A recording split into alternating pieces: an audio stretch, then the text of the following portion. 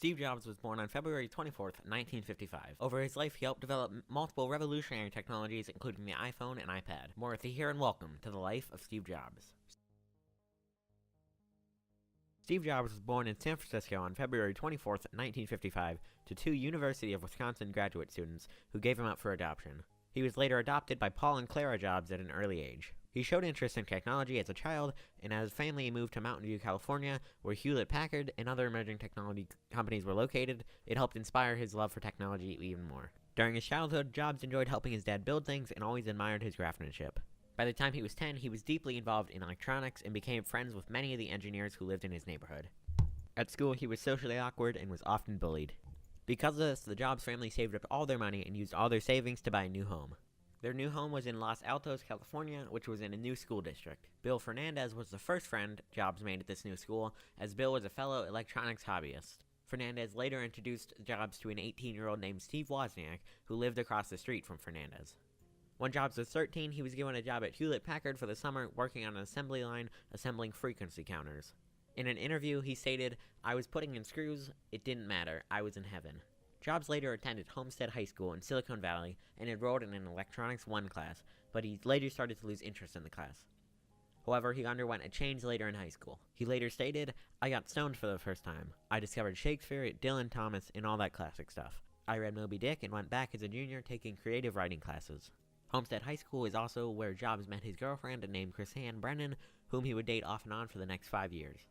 In 1971, Jobs enrolled in Reed College in Portland, Oregon. His parents could barely afford to pay for him to go to Reed College, and were spending most of their life savings on their son's education.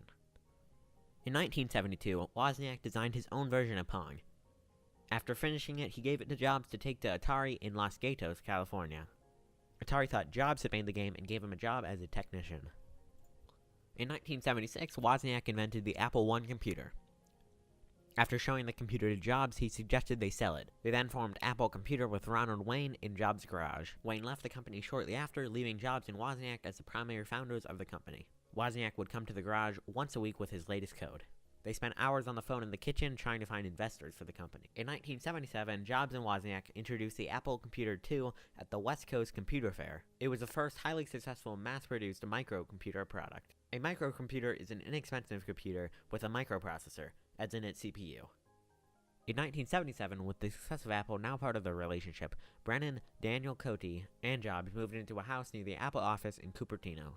Brennan took a position at Apple in the shipping department. In 1978, she moved to the All One Farm commune to have a baby. Jobs was not present for the baby's birth and only came up 3 days later after Robert Fryland, the farm's owner and a friend of Jobs, persuaded him to do so.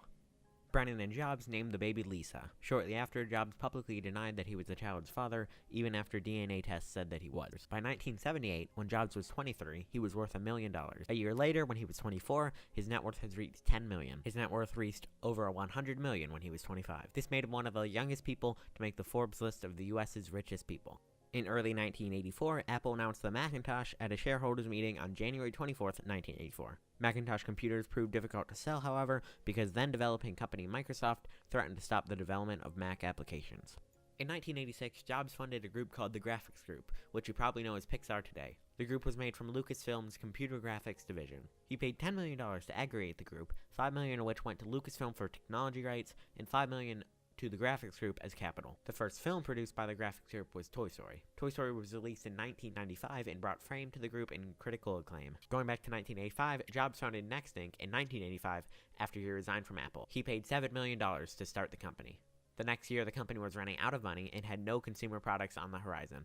This led Jobs to seek venture capital. Luckily for the company, Jobs eventually caught the attention of a billionaire named Ross Perot, who invested heavily in the company. The Next computer was shown to consumers and was Jobs' big comeback. Next workstations were released to consumers with a hefty price tag of $9,999. The Next workstations were aimed for the financial, scientific, and mathematic communities. The workstations had innovative technology for the time, including a built-in Ethernet port and a digital signal processing chip. The next product to be released was the Next Cube, launching in 1990. The Next Cube had a multimedia email system called NextMail, as well as being able to share recordings, images, and videos through email for the first time.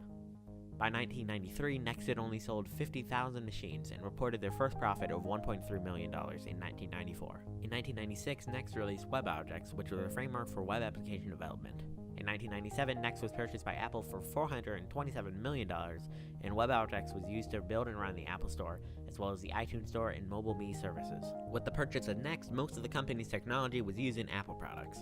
Back under Jobs' guidance, the company's sales significantly increased with the introduction of the iMac and other new products. In October of 2003, Jobs was diagnosed with cancer. In the middle of 2004, he announced that he had a cancerous tumor in his pancreas. In 2005, Jobs responded to criticism of Apple's poor recycling programs for electronic waste in the US. A few weeks later, Apple announced that it would take back old iPods for free in their retail stores. In 2006, he further expanded Apple's recycling programs to everyone who buys a Mac and lives in the US. In August of 2006, Jobs delivered a speech at Apple's annual Worldwide Developers Conference. He appeared very thin and gauntly, which inspired a wave of media and internet speculation about his health. On January 14, 2009, Jobs wrote that he, quote, learned that my health-related issues are more complex than I originally thought, in an internal Apple memo. In April 2009, Jobs underwent a liver transplant. It was said to have gone excellently by the doctors. On January 17, 2011, Apple announced Jobs' resignation due to medical reasons. In Jobs' letter to his employees, he stated that he made the decision so he could focus on his health.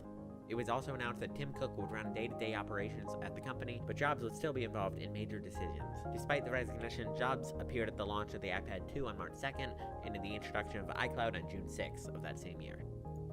Steve Jobs passed away in his home in Palo Alto, California, around 3 p.m. on October 5, 2011, because of complications from a relapse of the previously treated islet cell neuroendocrine pancreatic cancer. He's buried in an unmarked grave at Alta Memorial Park, the only cemetery open to people of any Christian denomination in Palo Alto. Steve Wozniak, George Lucas, President Barack Obama, and Bill Gates all offered statements in response to his death.